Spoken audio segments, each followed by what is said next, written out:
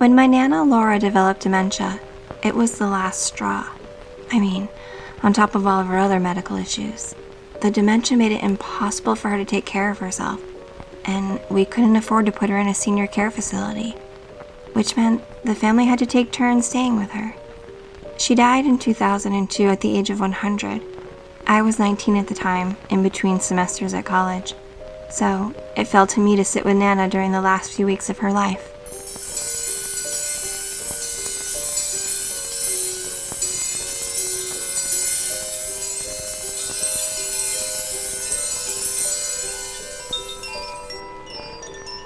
It was hard work, but, nice at the same time.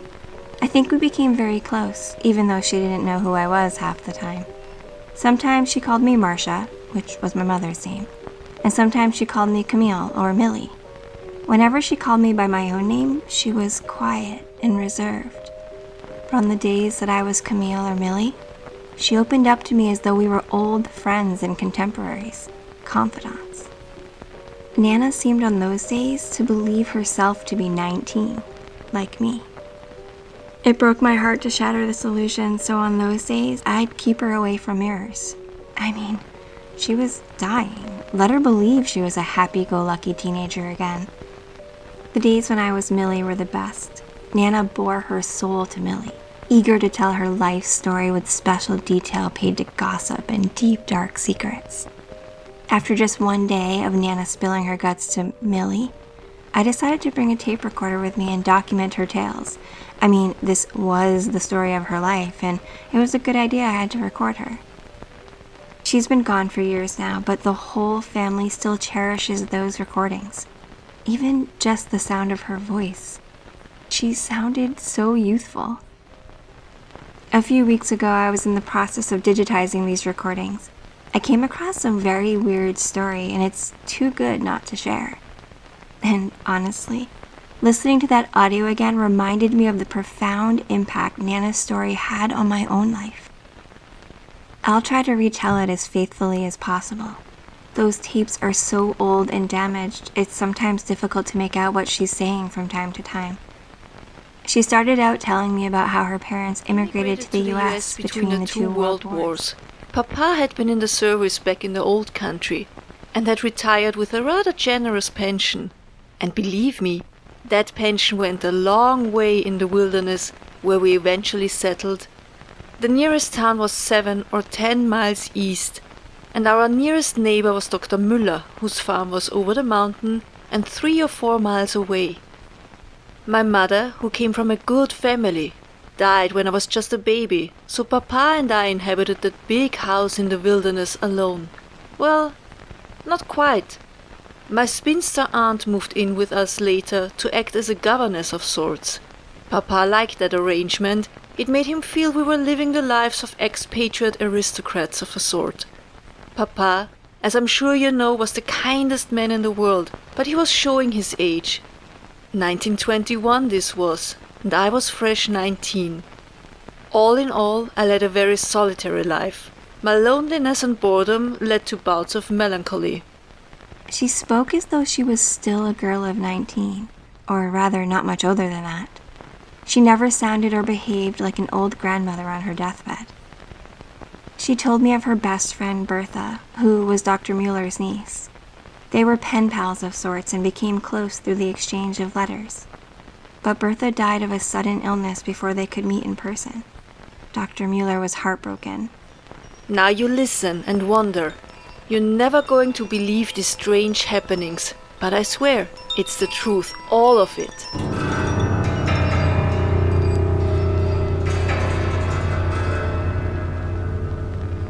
Only the richest families could afford a motor car. Papa certainly couldn't, not on his pension, generous as it was. So, the night we heard a motor car screaming down the road adjacent to our property, we paid close attention with our faces plastered to the window. And then the car swerved, for some reason. Heaven only knows why, I never found out. And then it slammed into a stone cross that marked one of the property lines of Papa's land. The car landed on its side.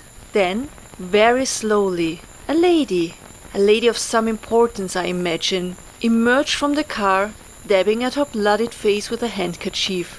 Papa ran over to give this woman some assistance. I followed him out the door, though he didn't notice my presence until much, much later. There was someone else in the motor car, a young girl, and Papa helped her out of the wreck. While the man who drove the motor car, a rough-looking character, worked to get the car back on the road, my Papa exchanged a few words with this very important-looking lady. The important lady was in a hurry to attend an urgent personal matter, but her daughter was in no shape to continue on in the journey. Nana said that she was so desperate for a companion that she begged her papa to allow the girl to stay with them for a while, at least until the important lady could return to claim her. And, being a gentleman, he agreed and made the arrangements. The lady gave her daughter a look which struck me as being less affectionate than the situation warranted, and then stooped to whisper something in the girl's ear. Then she kissed her, stepped back into the motor car, and disappeared into the darkness. As soon as this strange girl had recovered from her ordeal, we became fast friends and were never apart. In fact, we were both convinced that we'd first met one another in a dream. I was a little thing at the time, and like most children would often wake up disoriented in the middle of the night.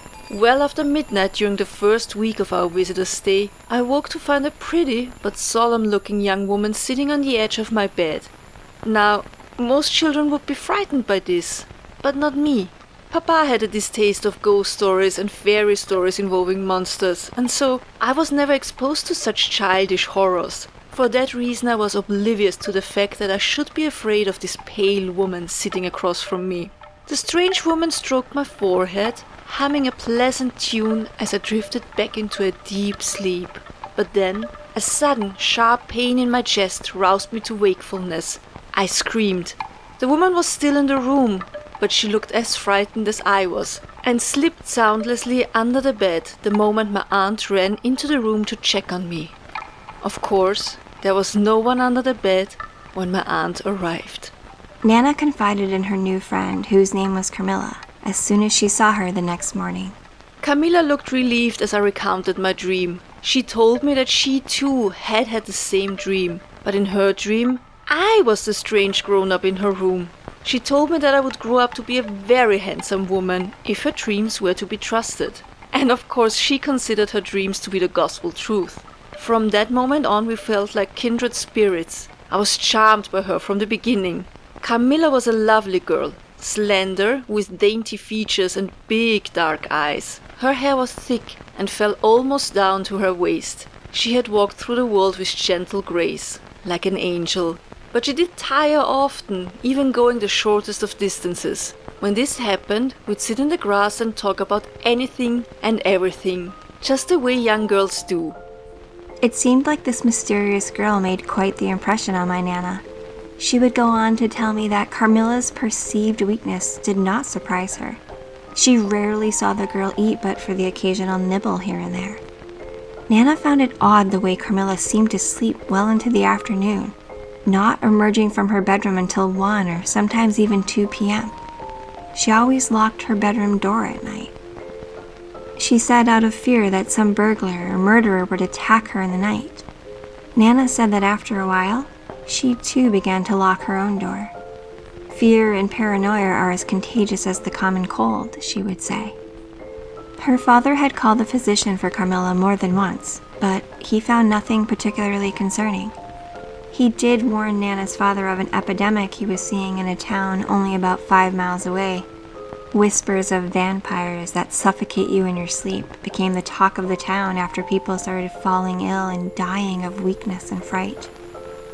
It bears repeating, though, that my great-grandfather was not a superstitious man and simply shrugged off such tales.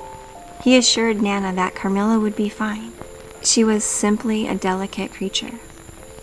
For all the talking she did, Camilla was a secretive girl. When her mother left her with us, we had no idea who she and her mother were, nor where they had come from. My papa later confessed that the woman in the crash, we all assumed she was Camilla's mother, had whispered to him of a very urgent affair that she had to attend to, something life and death.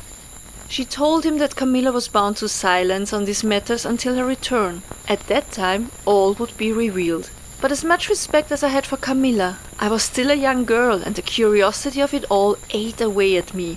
I pestered her for the smallest amount of information regarding her life and her past. But Camilla would only smile at me and shake her head, her eyes full of mischief. She would hold me or touch my cheek, or, when I gave in to her strange affections for me, she would press her lips gently on mine. "You are mine," she would say to me, "mine and mine alone. Not even death could separate us." She had grand romantic moods that would carry her away. At first it frightened me. How could she say such things? These were not things girls said to one another. Until I realized I was wrong. Until I realized I loved her and wanted every word she spoke to devour me and consume me utterly.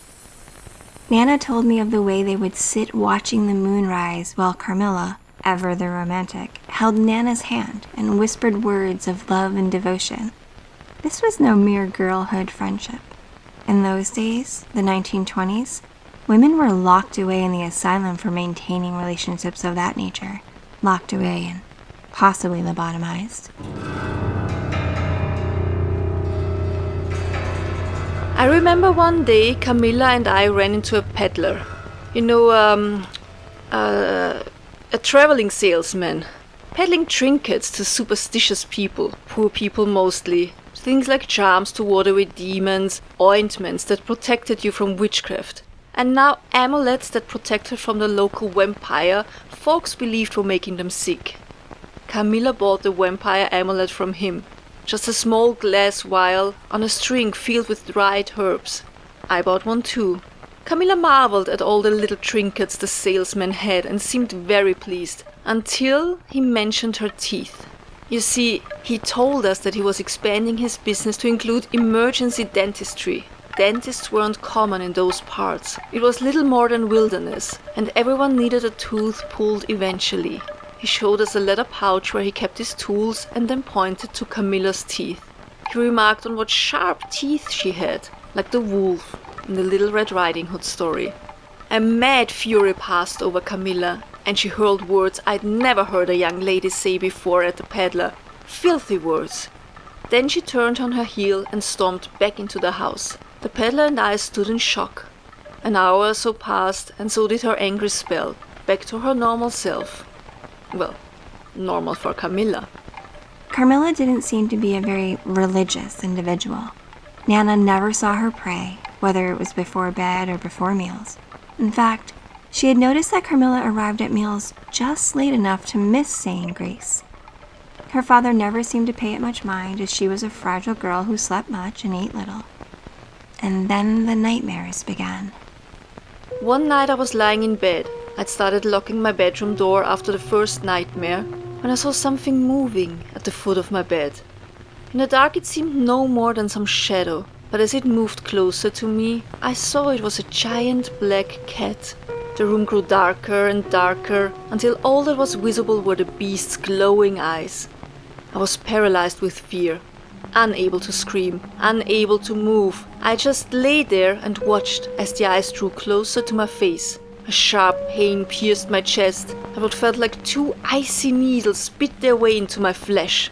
I woke up screaming and frantically searched the room for the giant cat. A candle still burned near my bedside table, and by its light I saw a woman with long, dark hair standing at the foot of my bed. She stood so still you would have thought she was made of stone, like a marble angel standing in the walled garden or overlooking a tomb. With a blink of an eye she was away from my bed and by the bedroom door. Another blink and the door opened on its own, as if by some phantom hand. Then, slowly, she stepped out the door and closed it. I jumped from my bed, thinking Camilla was playing some cruel prank on me. But to my horror, the door was still locked, and could only be locked from the inside. I ran back to my bed and hid under the covers till morning, too frightened to move. Nana says she confided in Carmilla what she had seen the night before. Carmilla admitted to seeing the same visions and insisted that once she used her amulet from the traveling salesman by tucking it under her pillow, the black cat vanished. So Nana did the same thing, and every night after that, she slept peacefully. But she also started to wither away. There's an ancient black and white photo in one of the family photo albums taken around the time Carmilla was living with Nana's family. Carmilla stood next to Nana and her father. Carmilla was a beautiful child, positively glowing with youth and beauty. But Nana looked like a ghost. I was sick and dying in that photo, and there wasn't a soul around who could tell what was wrong with me. There were rumors in town about a monster attacking people in their sleep. Papa didn't believe in superstition, but he called Dr. Müller, who was a doctor of divinity, not medicine, to visit me. Dr. Müller nearly burst into tears when he saw the state I was in. He insisted that Papa and I pile into his motor car that he had only owned for a few weeks. Then he drove us to an old graveyard, full of weeds, beside a neglected chapel once owned by a respected old family. The whole drive he spoke of his niece, Bertha. According to Dr. Mueller, Bertha had attended a party in Philadelphia at the home of an old friend, a masquerade ball. Soon after arriving, Bertha met another girl her age, a pretty girl with delicate features with long, dark hair. Dr. Mueller was approached by a woman who claimed to be the pretty girl's mother and an old friend to boot. But she refused to remove her mask for a proper introduction before stating she had to leave on urgent business. The woman asked Dr. Mueller if he could watch over her daughter until she could return.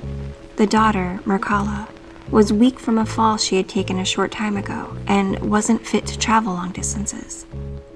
Bertha overheard and insisted that Mircalla be taken in.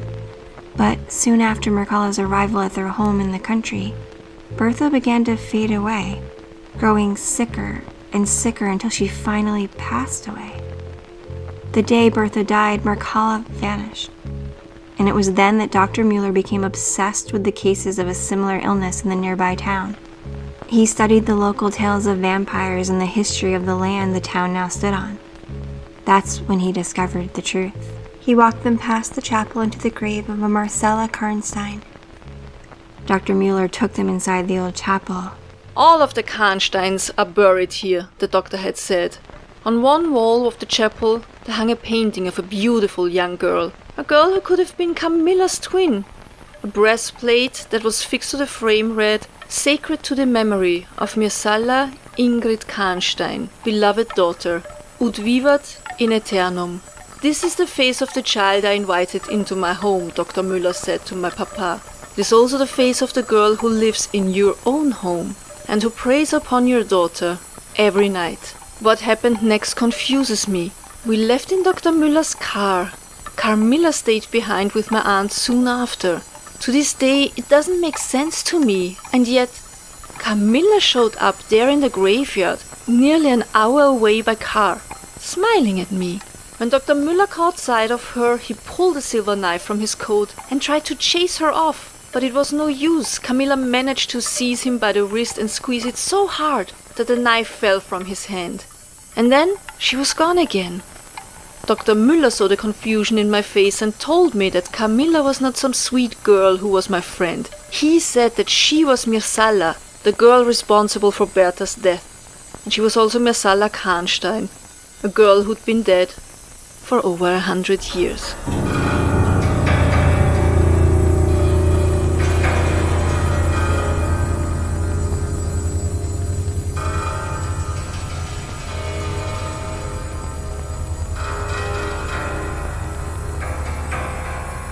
Nana did not speak of Carmilla for days. She had a string of bad days where she could not remember me, did not call me Millie, and even once accused me of stealing change from a mason jar on her bedside table. Still, when she did return to the tale of the strange childhood friend, she seemed reluctant to recall those events. Understandably so, I suppose. Papa conspired with Dr. Müller to murder my dear, sweet Carmilla. You might even say she was lynched. Thank God I was not there to see it, but everyone in town knew of it, so I heard all about it by and by. They returned to the cemetery and exhumed the grave of this Mircalla Karnstein. They say her body was warm and full of life. Her coffin was full of blood, several inches deep, or so they say. The girl inside was completely submerged except for her glowing face. Dr. Müller impaled her through one of her breasts with a wooden stake. People in town said she let out a shriek so horrible that it haunted Dr. Müller until the day he died. I'm glad it haunted him so. The peddler we had seen, the one who wanted to become a country dentist, removed all of her teeth before they decapitated her. He kept these teeth and sold them as charms. Camilla's body was burned, and her ashes were scattered along the riverbank. I never stopped loving Papa, but the grief and heartache I suffered for Camilla opened a rift between us, one that never healed. My body became stronger after Camilla left us, but my heart was forever broken. I was alone with Nana on the day that she died. By then, there were no more stories, no more good days. I stayed by her side and held her hand. I remember how cold she felt. In those last few moments, she looked at me and smiled like she had never smiled before. As I met her gaze, I saw the 19-year-old girl resting just beyond her old eyes, vibrant and shimmering.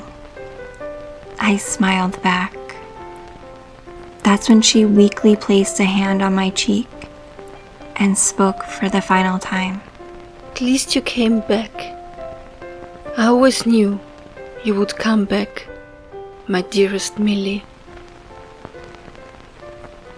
I didn't think much of those last words, not at first anyway. After all, she had spent a good portion of those final days thinking I was someone called Millie. It could make sense that she thought I was still her in those last few moments. Mom and Dad took care of the funeral arrangements and had asked me if I would mind getting a head start going through Nana's things, picking out anything that should stay in the family, anything that shouldn't be included in an estate sale. I told them I didn't mind at all. Nana hoarded decades of mementos and junk in the attic. There, I found a mirror in an ornate gilt frame. There were big chunks of discolored gold leaf hanging from it. At least, I thought it was a mirror. Then I did a double take. It was no mirror at all. It was a painting. There was a plaque screwed onto the bottom of the frame. It read, "Sacred to the memory of Mircalla Karnstein, beloved daughter." The face was at least 200 years old, but it was my face. There was a hope chest filled with photos and old papers. On top of a stack of letters was a copy of the photograph I mentioned earlier, the one of Nana and Carmilla. Nana looked as corpse-like as a teenage girl could look, and Carmilla was radiant, fresh, 19. On the back of the photo, in Nana's unmistakable cursive, was written, "Laura and Carmilla, aka my dearest Millie." The letters in the hope chest were letters Nana had written to Carmilla, or Millie, long after Dr. Mueller had murdered her. Letters that were never sent. Letters to a dead girl that had gone unread for decades. There was something else in there. Something awful. It was a small glass jar containing 3 sharp, white, human teeth. Sitting all alone in that dusty attic, I could have sworn I saw a black shape undulating in the shadows. It pounced at me, and then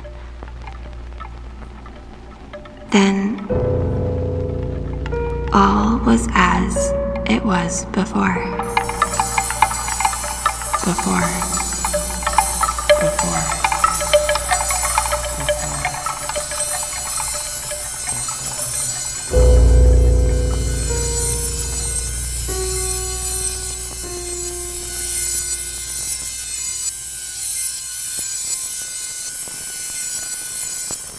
My name is Courtney, and I am one half of a true crime podcast called A Nefarious Nightmare, proud partner of Darkcast Network. As many of you know, I have a sick and twisted, sometimes raunchy sense of humor, so you know that my tastes are definitely on the wild and dark side. When I do my shopping, I like to go for things a little macabre, a little spooky, definitely unique. Memorable items that make people go, "Holy shit!" Where did you get that? Want to know where I got it? From Batwings and Butterflies. Batwings and Butterflies is an independent creator-owned and operated boutique of hand-knit creations that run the gamut from the wild side to the dark side. Here you will find knit toys and stuffies like little baby Baphomets, or ginormous, terrifyingly adorable tarantulas. Household knitted items such as blankets or doilies, which you definitely need doilies for these super conservative office parties. And even cozies for your water pipes. Oh, but there's so much more. Every item is original and a work of art, handmade with love and care from a talented artisan. Order your one-of-a-kind creation today, or make a special request, and Bria, who owns and operates Batwings and Butterflies, is pretty much down to make whatever you ask. I'm kind of wanting a giant Cthulhu stuffy to love on and snuggle with while I'm recording with my co-host Amanda, so I'll be hitting Bria up soon, because I'm so lonely. But you can find Batwings and Butterflies at batwingsandbutterflies.bigcartel.com or on Instagram at batwingsandbutterflies. Hi, listeners. We have a podcast to share with you that you can go binge over 50 episodes right now. Every Thursday, we bring you a new episode filled with mysteries, conspiracies, and things that go bump in the night. I'm Holly Lauerman. And I'm Brooke Sasser. And we are the hosts of Curly Conspiracies podcast. The name of our podcast stems from, well, our curly hair, and the idea that conspiracies and mysteries are never straightforward. They take multiple twists, turns, have-nots, and take a while to comb through. We have some lighthearted topics such as Eminem is a clone, the Coca-Cola conspiracy, and even the Kentucky meat shower. Some more serious topics like April is Blood Sacrifice Month, the Johnny Gosh disappearance, and the Nahanni Valley mystery. We also have your classics like the conspiracies surrounding Princess Diana's death, Mothman, and the Roswell incident. Check us out on Apple Podcasts, Spotify, iHeartRadio, Spreaker, and anywhere else you get your podcasts. So, go get your tinfoil hats ready and check out Curly Conspiracies podcast. Hey listeners, Nikki Young here, host of the international true crime podcast, Serial Napper. If you like listening to true crime stories while you're falling asleep, you're going to love Serial Napper. Each week, I feature a different true crime story from somewhere around the world, told succinctly the way that it happened. Just the facts, ma'am. I like to cover a lot of unsolved true crime cases that don't get the media attention that they deserve. Then, at the end of each month, I host an online true crime Zoom chat where we go through the cases that I've covered and talk about the details, the key players, suspects, theories, and any recent developments. It's a chance to take your true crime listening experience up a notch and chat with other true crime followers just like you. We have a great community, and I'd like to think a great true crime podcast. Episodes drop every Friday, where you can enjoy 30 minutes of extensive detail and research.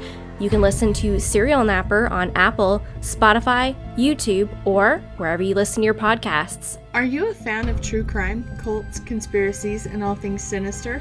Then tune in with me, your host Steph, every week for a new episode of the Sinister Story Hour. You can find the Sinister Story Hour on Apple Podcasts, Spotify, or wherever you listen to podcasts.